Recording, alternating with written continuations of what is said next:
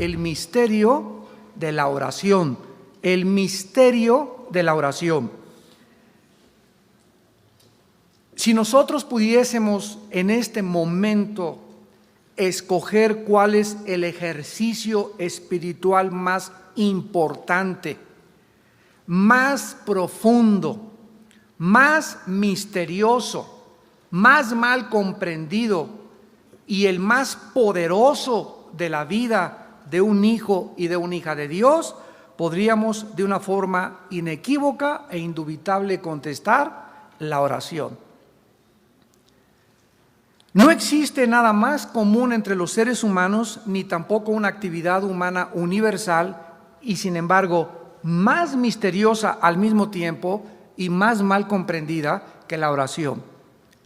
Quiero decirles que en esta serie nos vamos a sumergir profundamente, pero profundamente en la Biblia. Y si tú tal vez no tengas un nivel de madurez muy grande como cristiano y eres cristiano nuevo, te recomiendo que oigas estas conferencias dentro de 3 o 4 años otra vez. Y te van a bendecir y las vas a ir comprendiendo a través de tu vida cristiana. O sea que vamos a compartir un alimento bastante grueso, como dicen los jóvenes, bastante carnoso, bastante profundo, donde va a requerir que vengamos aquí los jueves o cuando tengamos este estudio bien orados. Padre, te pido antes de venir a este estudio que abras mi corazón, que no haya en este momento nada que me perturbe en mis pensamientos, mi lavadora que se está descomponiendo, el niño que está ya llorando, el problema con mi acreedor, etcétera, etcétera. Despojémonos de todo peso y de pecado y preocupación y afán y abramos nuestro espíritu a la palabra de Dios, porque cuando la palabra de Dios entra a nuestro espíritu, nos capacita para que cuando salgas de aquí puedas enfrentar con sabiduría la vida. Desde el inicio del registro de la historia, la expresión religiosa de la oración ha sido encontrada en todas las culturas, en todas las civilizaciones y en todas las eras. Todas las tribus primitivas alrededor del mundo, hasta las más complejas civilizaciones, han sido conocidas por practicar este antiguo arte que se llama la oración hacia algún dios o hacia alguna deidad. Los psicólogos, los antropólogos, los sociólogos, los científicos han estudiado a través de toda la historia los efectos de la oración en el desarrollo humano, en la psique humana y en la sociedad humana. ¿Por qué oran los seres humanos desde que la historia tiene registro de la humanidad? Millones de personas alrededor del mundo todos los días participan en sus diferentes religiones de este ritual, cada día en diferente lenguaje, dialecto y culturas. ¿Por qué todas las personas de todas las religiones oran? Inclusive el Dalai Lama, que profesa una religión atea, siempre está haciendo lo que en el Antiguo Testamento se hacía al orar: juntar las dos manos y al hacer esto, implicar con esto la unión de nosotros con Dios, cuando Él mismo dice que Dios no existe. ¿Por qué oran los seres humanos? Todas las principales religiones le requieren a sus seguidores que de una u otra manera se dediquen a la oración. ¿Por qué? Porque el espíritu humano, de acuerdo a la Biblia, está impregnado con un deseo natural, inconsciente, de buscar comunicarse con alguien, de ser escuchado por alguien. En otras palabras, decir: hay alguien ahí, hay alguien que me escucha, pero es algo que está dentro de los seres humanos. ¿Nunca has visto a Chita que haga: hay alguien ahí? O reuniones de conejos que tengan actividades rituales o liturgias religiosas. Solamente el ser humano es el único, lo vamos a ver a continuación, que ha recibido en su espíritu, aunque estamos separados de Dios desde el nacimiento por el pecado, el ser humano está dentro de él, impregnado de la eternidad. Dice en Eclesiastés 4 el rey Salomón: pusiste en el alma la eternidad.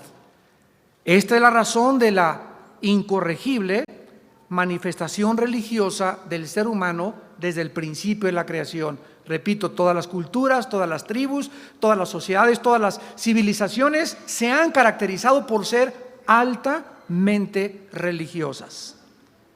Existe un misterio en la oración que el ser humano aún no ha comprendido. Así es. Todas estas culturas, los maometanos, los musulmanes, los judíos, los hindúes, de alguna forma se inclinan ante deidades y no saben si esa deidad a la que están adorando realmente existe, pero los llevan a postrarse, a ofrecerle flores, a ofrecerle fruta, a ofrecerle regalos, a ofrecerle sacrificios de sangre, pero el ser humano, insisto y pongo énfasis, lleva dentro de su alma la eternidad. ¿Funciona realmente la oración? ¿Son todas las oraciones contestadas? ¿Existe alguien que realmente nos esté escuchando?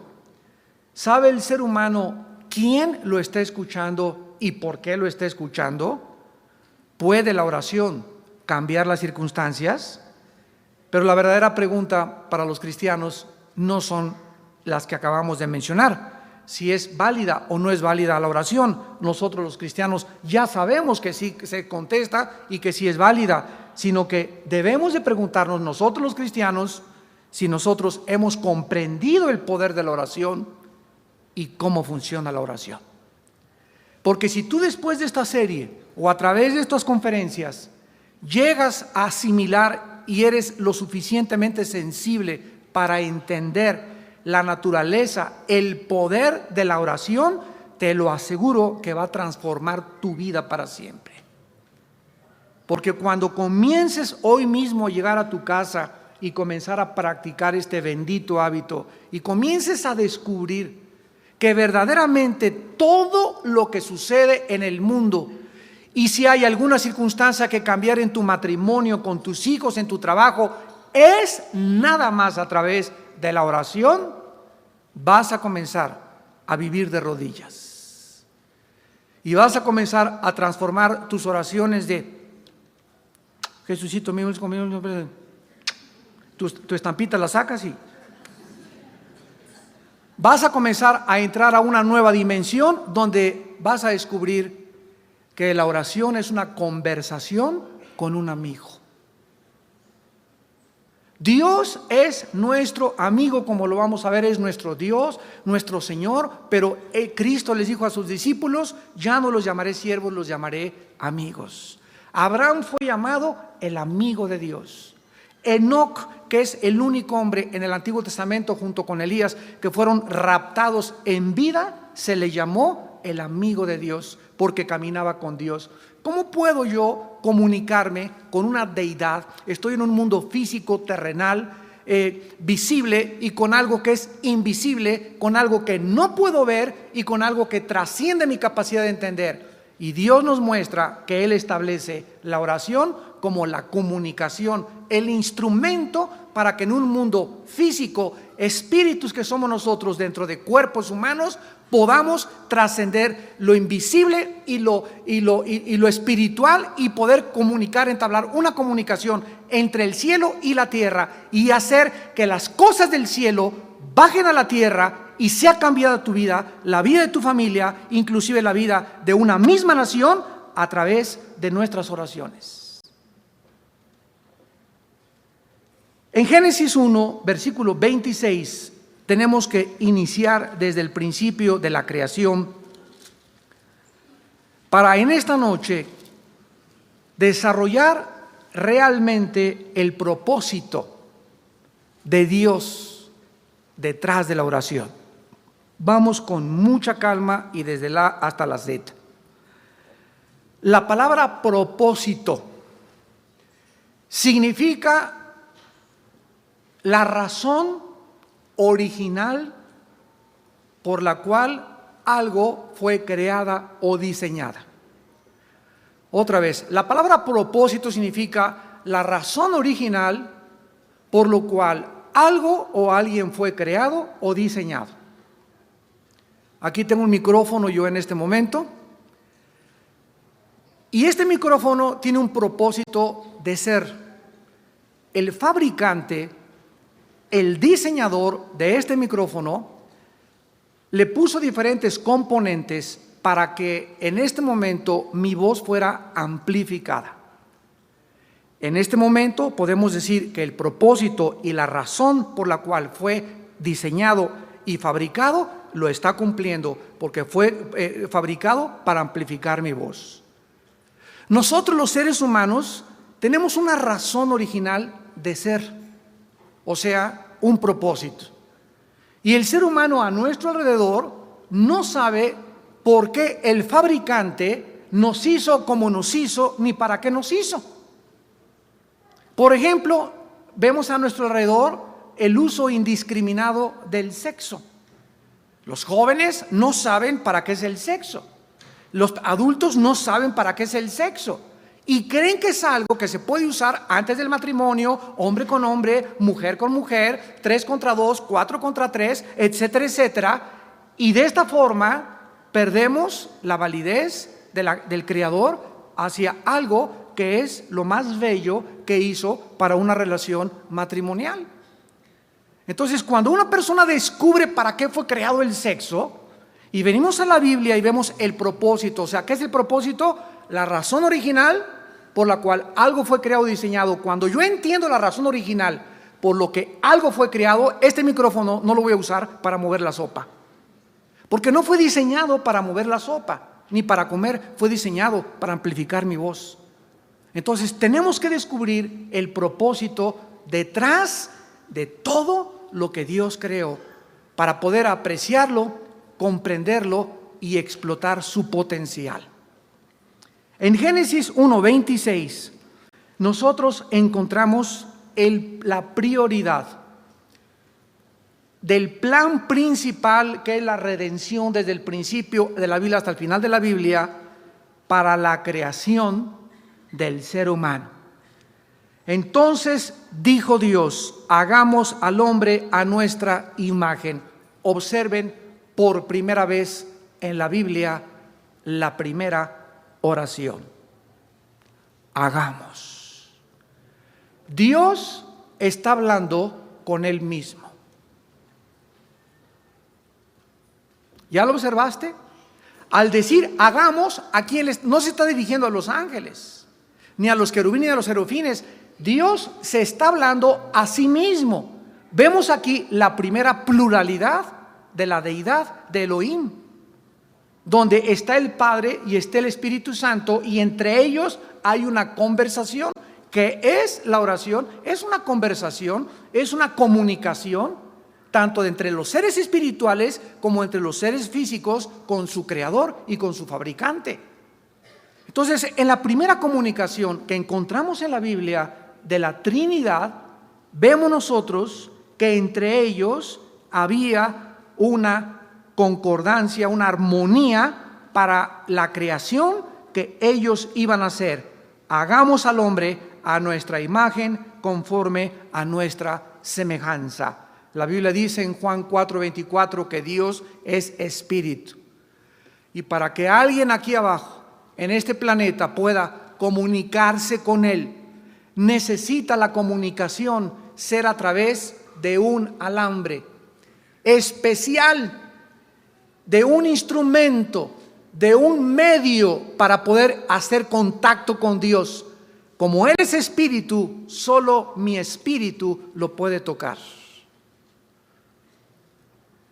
Vamos a ver en la próxima clase cómo Adán y Eva caminaban y hacían contacto con la deidad, con Elohim, a través del espíritu. Algo pasó, lo vamos a ver después, que el espíritu humano se separó de Dios y quedamos aislados del mundo invisible y del mundo espiritual. Se rompió la comunicación con Dios hasta que Dios comenzó a tratar mediante Abraham, formar un pueblo para volver otra vez y restablecer la comunicación con el pueblo que Dios siempre ha anhelado tener para Él. Dice Génesis 1:26 que Dios nos hace a su imagen y semejanza. ¿Qué significa esto? ¿Significa que Dios tiene cuerpo? No. Nosotros somos espíritus dentro de cuerpos humanos. Dios es un espíritu y no tiene cuerpo humano. Por eso Dios no puede bajar en su esencia aquí a la tierra, y para que Dios bajara aquí a la tierra, hubo la necesidad de que Él se metiera en un cuerpo humano para funcionar bajo las leyes del planeta Tierra. Dios ha creado leyes y Él mismo se somete a las leyes, porque la misma palabra de Dios, escúchame con mucho cuidado, está arriba de Dios mismo, como lo vamos a ver a continuación. Todo lo que Dios ha hecho, Dios lo respeta. Dios ha hecho leyes morales, leyes físicas, y Dios respeta sus leyes, y Dios puede en cualquier momento, ¿verdad?, establecer los principios que necesitamos para someternos a su deidad, bajo la restricción de que nosotros tengamos de la obediencia a sus leyes. La imagen y la semejanza de Dios significa atributos morales y espirituales. Vuelvo a repetir, atributos morales y espirituales. ¿Qué significa esto? Que Dios nos ha creado con la capacidad de comunicarnos con Él, porque Él es espíritu. Ningún animal tiene esta capacidad. Una vez le pregunté a un maestro de una universidad, usted sabe, o alguien le podría preguntar al Dalai Lama a ver si sabe, ¿cuál es la diferencia entre los hombres y los animales? Unos me dijeron la cola, la crin como los caballos. Pues que el ser humano es el único que camina en dos piernas. Y les digo, ningún libro, ninguna religión te contesta esta pregunta más que la Biblia. Porque el fabricante es el único que sabe la diferencia entre nosotros y los animales. El mundo acepta que venimos de los animales, que a través de una selección natural el hombre ha evolucionado de un animal inferior a un animal superior, pero que la gallina y tú no tienen ninguna diferencia. O sea, si el hombre tiene una dignidad y tiene derechos humanos, ¿por qué no tienen derechos también animales los animales? La imagen que Dios dejó dentro del hombre es precisamente la eternidad. Somos seres creados para vivir eternamente, ya sea en el cielo o en el infierno. En el infierno no hay vida eterna, hay existencia eterna, que es diferente. La vida eterna se diferencia de la existencia en el infierno, en que la vida eterna es la vida Zoe, la vida de Dios. Y la existencia eterna en el infierno es la separación eterna de la deidad, del fabricante y del creador. Pero ya sea que te vayas al infierno o que te vayas al cielo, el espíritu es indestructible. Es creado para siempre.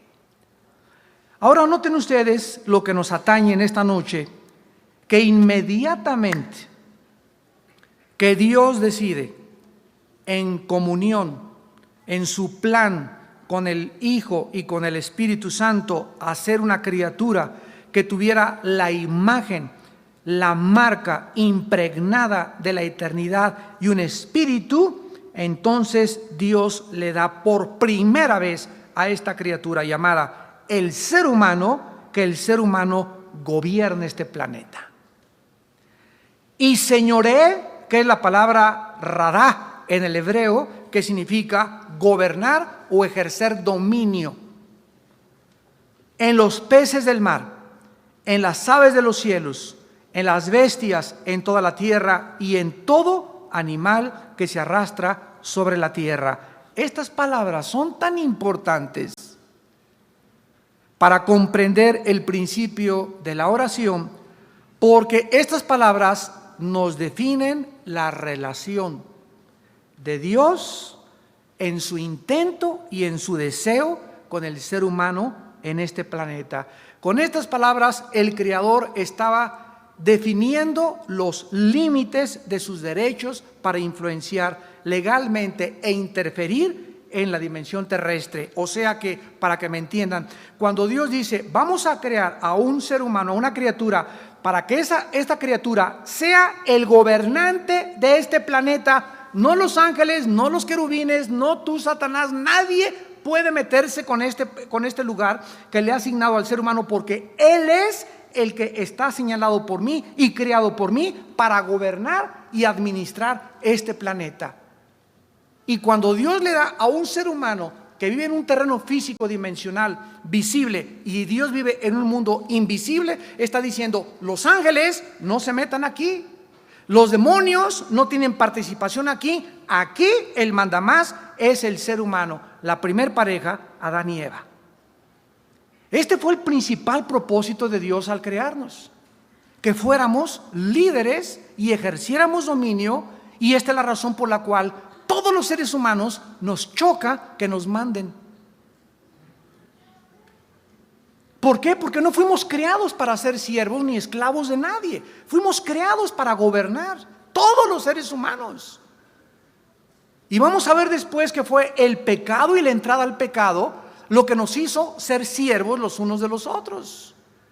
Y el ser humano ha usado indiscriminadamente este dominio, al grado que el ser humano, lo vemos terminando el libro de Apocalipsis en el capítulo 18, donde se dirige al comercio de las almas humanas, los prostíbulos, los centros de drogadicción, donde se perdió los derechos humanos. El ser humano explota al ser humano. A los empleados no les pagan tiempo extra, no los indemnizan. Tratamos por todos los medios de abusar del derecho original que Dios estableció en mi alma para abusar de los demás. Los maridos abusan de su esposa, y su esposa ya no es un ser humano, es un objeto. Y sabes que llego en la noche y te pones lista porque te voy a saltar desde el ropero con el salto del tigre. Y tú estás usada para satisfacerme y para darme gusto, y después te vas a seguir planchando y me sigues haciendo mi cena, y comenzamos a ver que el hombre ha perdido totalmente su identidad, le ha robado la dignidad a la mujer, la ha convertido en una esclava, cuando la mujer es coheredera de la vida junto con nosotros. Esta es la razón por la cual Dios está levantando en estos tiempos últimos a la mujer en un nivel que jamás la mujer se imaginó que Dios te va a levantar.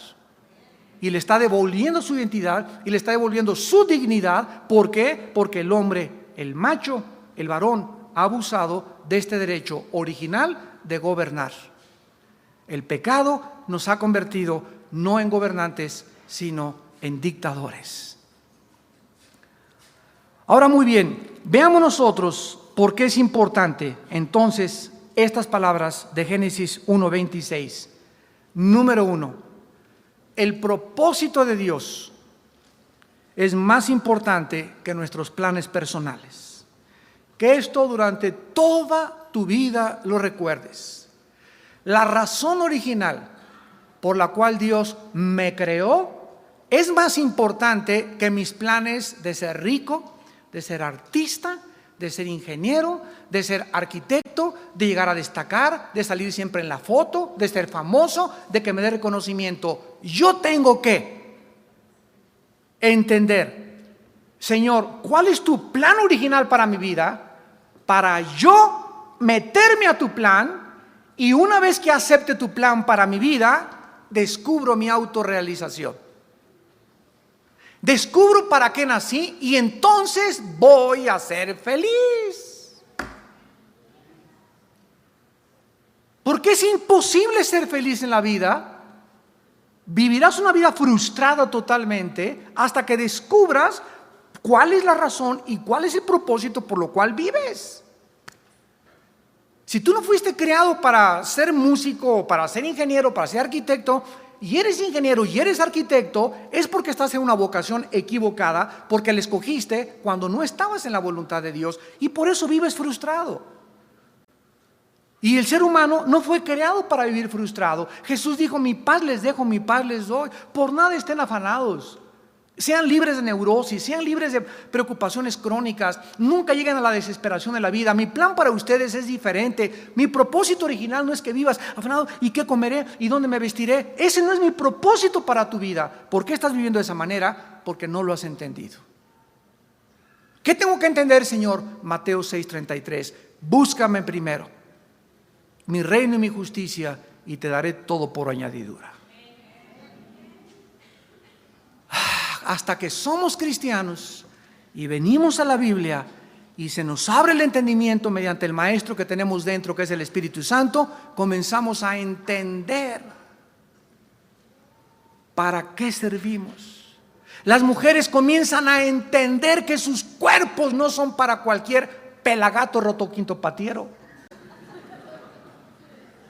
que tienen una dignidad, que son joyas, que son diamantes, que son rubíes. Y quítame tus manos, no me manosees, porque el único que me va a poner las manos va a ser el día que me case mi esposo. ¿Por qué? Porque recobró su dignidad, descubrió su identidad. No es un objeto para que la manoseen 15 antes de casarse. Y la mujer comienza a levantarse y no me importa que esté casada con alguien que me diga que no sirve para nada y que su mamá es mejor que yo. No importa lo que mi esposo me diga, una mujer que ha recobrado su identidad lo dice. Yo sé que soy hija de Dios y que soy superior, y aunque este tumor me esté atormentando, nadie me va a hacérmelo creer, ni lo voy a recibir. Lo rechazo en el nombre de Jesús, porque soy hija del Altísimo y soy más que vencedora.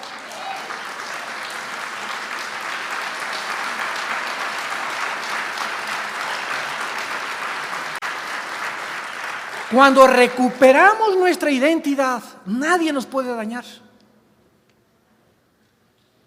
Nadie te puede psicológicamente menospreciar ni creerle que tú eres inferior y que te lastimaron. No importa que te haya dejado tu mujer o que te haya dejado tu esposo. Esto es una tragedia, es una crisis que un ser humano vive cuando alguien es abandonado por mis padres. Pero al recuperar nuestra identidad en Cristo, Dios es Jehová, es Padre de viudas y de huérfanos. Dios me sustenta, diría Jehová, castillo mío, mi Señor, no me volveré a soltar y no tendré, ni me estaré lame mis heridas, y se me impondrá un espíritu de autolástima. Me levantaré ante todo porque sé en quién he creído. Y sé que Él es poderoso y me está escuchando, y la forma de hacer contacto con Él es a través de la oración, porque el cristiano es una persona que ha recobrado el espíritu separado de Dios. Dios ha vuelto a entrar, a ser morada dentro de tu cuerpo y de mi cuerpo. Entonces el principal propósito de Dios es más importante que nuestros planes. En segundo lugar, Dios ha establecido su palabra sobre Él mismo. Lo que Dios dice en la Biblia es ley. No solamente la ley de la Biblia es para los hombres, sino que es la ley de Dios.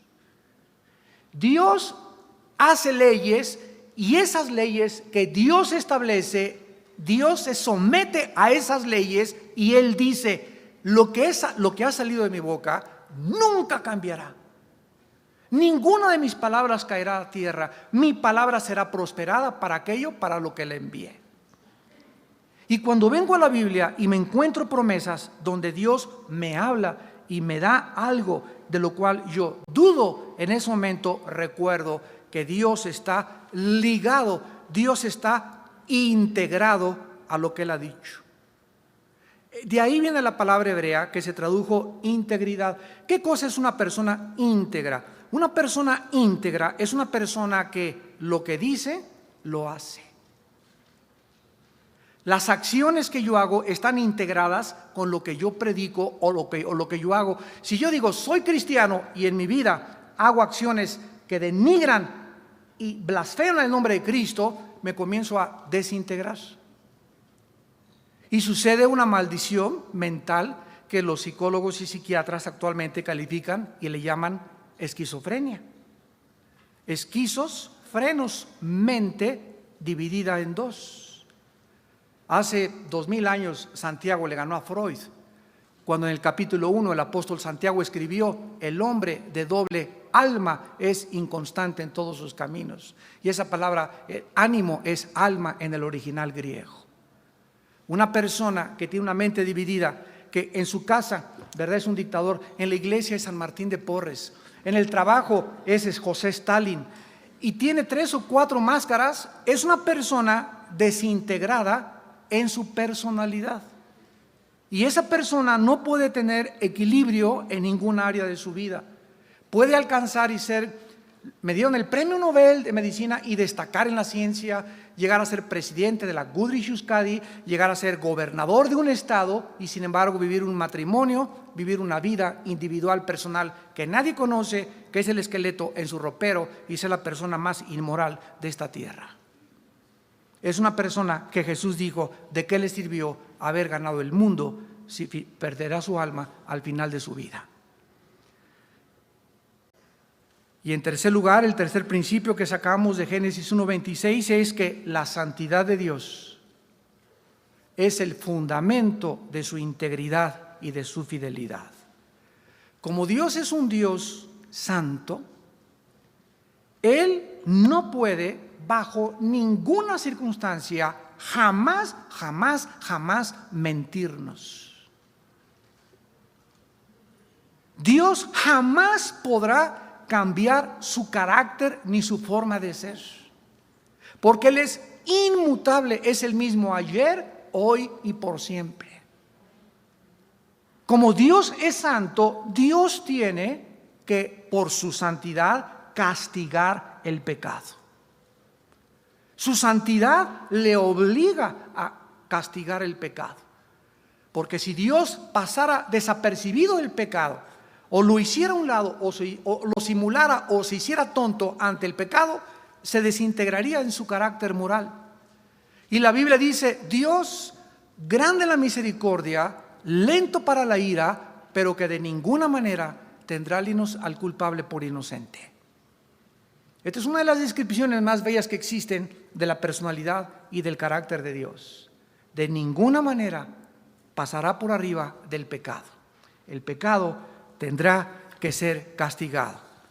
Ahora, veamos a continuación algunos pasajes para poder impregnar en nuestro espíritu en esta noche el principal principio de Dios, que su propósito es más importante que todos mis planes.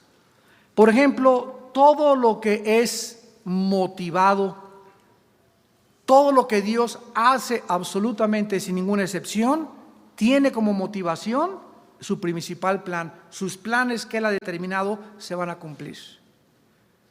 Cuando dice en Filipenses 1:6, porque lo que comenzó Dios en mi vida lo va a perfeccionar hasta el día de Cristo, me llena de una satisfacción y de una seguridad tremenda, porque Dios me dice: ¿sabes qué, Armando? No te voy a dejar hasta que no cumpla mi propósito en ti. ¿Y cuál es tu propósito para mi vida, Padre? Lo vamos a ir descubriendo. Principalmente formar el carácter de mi Hijo Jesucristo en tu vida. Quiero que seas un pequeño Jesús. ¿Qué es lo que significa la palabra cristiano? Cristo es ungido, anos pequeño. Cristiano es pequeño ungido, pequeño Cristo. Y ejemplo nos dejó para que sigamos sus pisadas.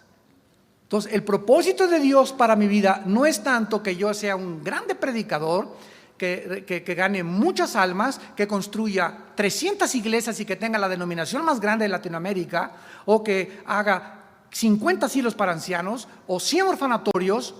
Dios, su propósito original para mi vida es más importante lo que yo soy que lo que hago.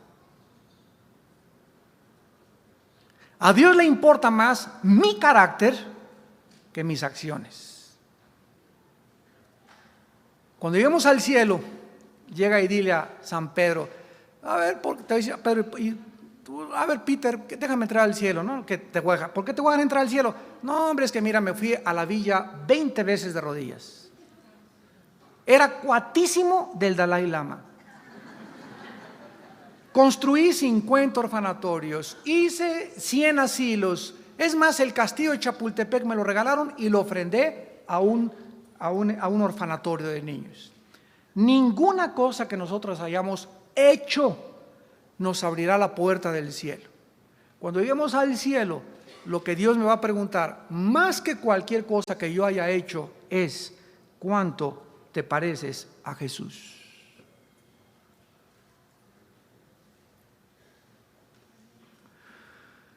¿Cuánto del carácter de mi Hijo pudiste absorber, asimilar en tu vida? ¿Cuánta mansedumbre, cuánta humildad, cuánta pureza, cuánta santidad? Porque cuando lleguemos al porvenir, a la otra vida, allá se nos van a asignar otros oficios, otras posiciones de autoridad, y lo que Dios me dé a ti y a mí en la otra vida, en lo porvenir, cuando salgamos de nuestro cuerpo, la posición que Dios me dé en la otra vida estará en relación con cuánto del carácter de Jesús pude tener en mi vida en esta vida. No con cuántas cosas haya hecho, sino cuánto de Jesús hay en mi vida al llegar al cielo. Esto es importante. Vean ustedes, por ejemplo, Isaías 46. Isaías 46, versículos del 10 al 11. Y vamos a ver en estas escrituras que todo lo que Dios hace, repito, es motivado por su propósito original, el cual nunca ha cambiado ni cambiará. Isaías 46, versículo 10 al 11, dice que anuncio lo porvenir desde el principio y desde la antigüedad, lo que aún no era hecho. Que digo, escucha, mi consejo. Esta palabra consejo, etzá en el hebreo, significa propósito. Mi propósito o mi consejo, o en otras palabras, lo que yo he determinado desde el principio, haré todo lo que quiero. Que llamo desde el oriente al ave y de tierra lejana al varón de mi consejo, yo hablé y lo haré venir. Lo he pensado y también lo haré. ¿Qué es y cuál fue el consejo de Dios para el ser humano desde el principio de la creación? Que nosotros pudiésemos en esta tarde comprender la razón y el propósito por el cual nos creó. ¿Para qué nos creó? Nos creó para gobernar. Nos creó para liderear. Nos creó para dirigir. ¿Por qué? Porque nos estamos entrenando en este mundo para gobernar el mundo venidero. Jesús dice que nosotros somos coherederos de Él en la otra vida. ¿Qué significa? Si ustedes ven Daniel 7:27, dice, y que el reino y el dominio debajo de los reinos se ha entregado al pueblo de los santos, cuyo dominio no tiene fin. Estamos siendo entrenados en esta vida para gobernar el universo, junto con Jesucristo, el Hijo de Dios. Los mismos ángeles no tienen esta asignatura, ni jamás se les concedió esta prerrogativa. Ninguna criatura que Dios ha creado en el universo, de acuerdo a la Biblia, está siendo preparada para gobernar. Por eso dice Pablo, ¿verdad? Yo sé en quién he creído y sé que me está esperando la corona de gloria, y no solamente a mí, sino a todos los que aman su venida. Dice en 1 Corintios 6, del 2 al 4, ¿qué no sabéis que hemos de juzgar a los ángeles? ¿Qué no sabéis que vamos a ser gobernantes en la otra vida y que por eso se desprecia todas las cosas que este mundo nos ofrece? El diablo le dijo a Cristo, te ofrezco Hollywood, te ofrezco 50 mujeres, te ofrezco las glorias, dinero, poder y todo. Y Jesús le dijo, a tu Señor no vas a tentar, porque solamente a Dios lo puedes amar y respetar, y a Él solo lo puedes adorar. Por el gozo, dice Hebreos 12, puesto delante de Él, porque Jesús no tenía los ojos en nada de lo que esta vida le podía ofrecer. Le ofrecieron hacerlo rey, le dijeron que podía ser rey en Jerusalén, que Él los liberara del yugo romano. Jesús despreció la gloria de este mundo por el gozo puesto detrás de la cruz, porque sabía que después de la cruz viene la corona, y si nosotros vamos a reinar con Él, antes tenemos que sufrir con Él, para que seamos tenidos por dignos de las cosas que en el reino venidero se nos van a entregar. En Isaías 55, ojalá que estén aprendiendo algo. En Isaías 55, 11 y 12 vemos su propósito, su consejo relacionado con su palabra. Porque como desciende de los cielos la lluvia y la nieve, y no vuelve allá, sino que riega la tierra y la hace germinar y producir y da semilla al que siembra y pan al que come, así será mi palabra que sale de mi boca. O sea, todo lo que esté en la Biblia no volverá vacío, sino que hará lo que yo quiero y será prosperada en aquello para que le envíe. Vemos la inmutabilidad del consejo y de la sabiduría de Dios. Se compara con la lluvia a la Biblia. La lluvia cae del cielo y hay una razón original, hay un propósito, todo tiene un propósito, regresamos, para que haya lluvia, para que haya nieve, para que haya estaciones del año, para que yo haya nacido. Y lo maravilloso es encontrar este propósito en la Biblia, porque es el único libro que nos dice el propósito y la razón de todo lo que existe.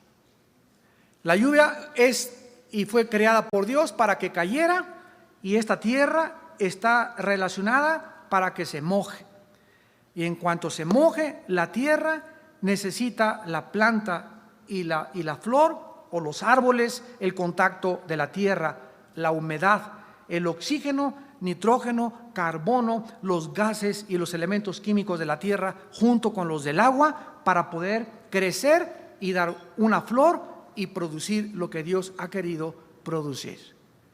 Y así es la palabra de Dios. La palabra de Dios, cuando yo vengo diario a la Biblia, ustedes que le están escuchando ahorita, o vas en el carro y estás escuchando cassettes en el tráfico, dichosos los cristianos que están escuchando la palabra de Dios, no vuelva vacía. Lo que entra a tus oídos, entra y sin que te des cuenta, te está regando la semilla. Aquí adentro hay una semilla, que es la palabra que fue sembrada y la que nos hizo renacer. Y está siendo regada. Ahorita, ¿qué estoy haciendo yo? Estoy regando la semilla de sus corazones. Pero con un chubasco tremendo. No nada más así con agua bendita, ¿verdad? Sino verdaderamente con un chubasco en la palabra de Dios. ¿Y qué dice? Que esta palabra que está entrando a tu vida, dice la Biblia, que Dios tiene un propósito, dice, hará lo que yo quiero dentro de ti. ¿Y cuál es la condición? Que la recibas. Que no te entre por acá y te salga por allá. Porque dice, porque será prosperada en aquello para que le envíe. Esta palabra dentro de mí, si en esta noche y cuando oigo la palabra y soy expuesto a la palabra, no importa el predicador que sea, abro mi corazón y la palabra entra a mi vida, dentro de mi vida comienza a fortalecer mi espíritu, a sanar mi mente, a darme un concepto y una percepción y un discernimiento más amplio de la vida, del universo. Inmediatamente veo un peloncito que anda por ahí, ¿verdad? Que dice que es líder religioso, y inmediatamente mi espíritu me dice, ¿verdad? Es un falso profeta. Yo oigo esta filosofía y no es cierto. Y aunque la gente vaya y todos se arremolinen ahí, yo sé, ¿verdad?, que no han sido nunca los muchos los que han cambiado las cosas, sino los pocos. Nunca la mayoría ha demostrado en la historia estar en lo correcto. Y si el mundo entero, como dice Cristo, ancha y espaciosa es la puerta que conduce a la perdición, y la mayoría van por ella. Y la tendencia del ser humano es que si son muchos, me voy con el rebaño, me voy con la manada. Y Dios nos mandó a quedarnos solos. Y tú tienes que comenzar a considerar pagar este precio. Vean también en Proverbios 19, versículo 21, Proverbios 19, 21, la misma verdad.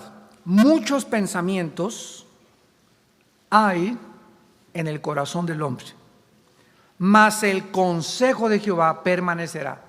Mas el propósito, etzá, otra vez en el hebreo, la palabra etzá, el consejo, el propósito de Dios permanecerá. ¿En qué nos ayuda esto? Yo puedo tener muchos planes. Padre, pues yo me quisiera ir a Veracruz, me quisiera casar con Juanita, la del 8, y quisiera hacer esto, etcétera, etcétera. Esos son mis pensamientos y no es malo, ¿verdad?, tener pensamientos. Pero en ese momento, como ya recobré mi identidad, volteo hacia atrás y le digo, Padre, esos son mis planes. Sin embargo, no voy a hacer esto. Mira, Señor, quiero hacer esto y esto y esto, fírmale. Porque hay muchos cristianos que así le hacen. Estos son mis planes, etcétera, etcétera, Señor, fírmale, ¿verdad? ¿Estás de acuerdo? Amén, gloria a Dios. Y tomo acción. Ahí es cuando nos salimos y nos apartamos de Dios. Padre, aquí este plan, me están ofreciendo este trabajo, bla, bla, bla. Ahora, Señor, tú tienes un propósito original para mi vida que has prometido que lo vas a cumplir. Padre, estos planes que yo tengo, ¿los apruebas? O vengo y te digo, como debe ser un cristiano, incondicionalmente, no se haga mi voluntad, mas tu voluntad. Si tú tienes algo que no te gusta de esta chava con la que ando, o de este muchacho con el que ando, o de este proyecto para irme a Estados Unidos, si hay algo en tus planes que no está de acuerdo a mis planes y me rindo incondicionalmente y no me voy a enojar. Si tú me los cambias, Dios dirige tu vida.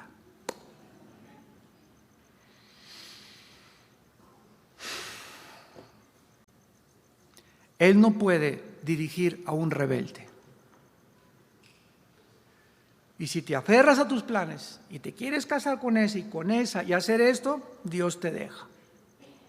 Porque la voluntad de Dios es permisiva y es directiva. Dios permite que te hayas casado como te casaste, que hayas abierto el negocio que abriste, que te hayas ido donde te fuiste, porque te encaprichaste. Y no le diste oportunidad, ni le dijiste, Padre, quítame esta persona de mi vida o este negocio si no está dentro de tus planes. Porque cuando no hacemos eso y no consultamos a Elohim, comenzamos a verdaderamente convertirnos en dioses y a determinar lo que yo voy a hacer. Lo dice Santiago capítulo 4. Ay de ustedes que dicen, mañana voy a ir a traficar y me voy de viaje, cuando deberían de decir, si el Señor lo permite, lo haré. ¿Se dan cuenta de la diferencia entre una persona sometida al Eterno y una persona voluntariosa y caprichosa? Y esta es la razón por la cual en Efesios 1:11 el apóstol Pablo nos dice la misma verdad. Efesios 1:11. En él, asimismo, tuvimos herencia, habiendo sido predestinados conforme al propósito, otra vez. Fuimos predestinados conforme al propósito del que hace todas las cosas, según el designio de su voluntad.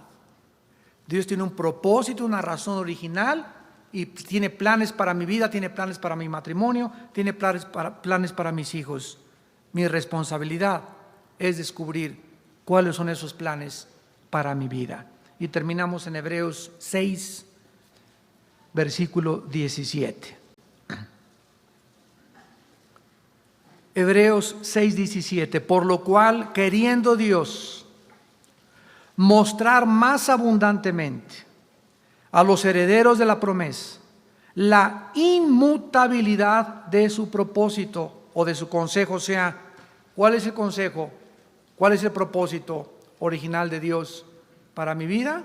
Que Él dirija mi vida y que yo pueda, a través de la oración, de la conversación, entablar una comunión con Él, una amistad con Él, porque es el consejo que nunca cambiará.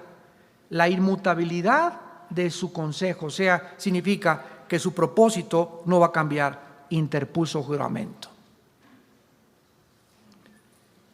¿Cuál es el versículo de los más favoritos que tengo en mi vida? Efesios 3:20. Y aquel que es poderoso para hacer todas las cosas, mucho más abundantemente de lo que pedimos o entendemos, según el poder que actúa en nosotros. Dios, lo que yo le pido, vamos a terminar con esta meditación, lo que le pedimos en oración a Dios, Dios nos los va a contestar, no como se lo pedimos. Dios es tan bueno y tan poderoso y tan grande, que lo que le pedí me lo va a dar mucho más grande de lo que ni siquiera me imaginé que yo le estaba pidiendo. Pero para que Dios haga eso, dejó un poder dentro de mí que se llama la oración. ¿Cuál es ese poder que actúa entre nosotros? La oración.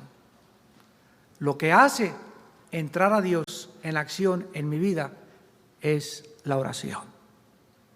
Oremos. Padre, te damos gracias por revelarnos el misterio de tu voluntad, por hacernos conocer tu consejo desde el inicio de la creación del mundo, por mostrarnos que tú eres Dios, que no cambias y que lo que has determinado se cumplirá en nuestra vida. Te damos gracias, Señor, porque es a través de la obediencia a tus leyes, a tu palabra, a tu consejo, a tu propósito, lo que nos permitirá vivir una vida equilibrada, centrada en tu palabra, con dirección, propósito y significado. Te damos gracias, Señor, por haber venido a restaurarnos. ¿Qué hubiera sido si no hubieras intervenido en nuestra vida? Seríamos como pájaro herido en el suelo. Estaríamos todavía en el lodo de donde nos sacaste. Continuaríamos viviendo en confusión de filosofía en filosofía, sin distinguir ni saber la razón por la cual existimos y vivimos. Pero tú, que eres rico en misericordia, nos salvaste. No por ninguna obra que nosotros hubiésemos hecho, sino por tu gracia y el lavamiento de la regeneración del Espíritu Santo, el cual has derramado en nuestra vida para que sea nuestro maestro, porque es tu Espíritu el que nos guía a toda la verdad, el que nos enseña todas las cosas, el que nos consuela, el que nos anima y el que nos dice en esta noche: no tengan miedo, pequeña manada. No se turbe vuestro corazón. Si creen en Dios, crean también en mí, dijo Jesús. En la casa de mi Padre hay muchas moradas. He ido a prepararles un lugar. Espérenme, demuéstrenme que me están esperando, purificando sus vidas, obedeciendo mis mandamientos, haciendo mi voluntad. Porque vendré a vosotros otra vez, voy a regresar y los tomaré a mí mismo y los llevaré ante la presencia de mi Padre, para que donde yo estoy, ustedes también estén. He aquí vengo pronto y mi galardón conmigo. No os canséis de sembrar, no os canséis de hacer el bien, porque a vuestro tiempo recogeréis vuestra cosecha. Padre Santo, te damos gracias por la sangre derramada en esa cruz. Te damos gracias por la vida que nos has dado en Jesucristo, tu Hijo, porque Él es el único verdadero profeta. Él es el único que ofrece medicina a la humanidad. Él es el único sabio, porque en Él están escondidos todos los tesoros de la sabiduría y del conocimiento. En esta tarde tal vez haya algunas personas que aún no tienen la vida de Jesús morando en sus vidas.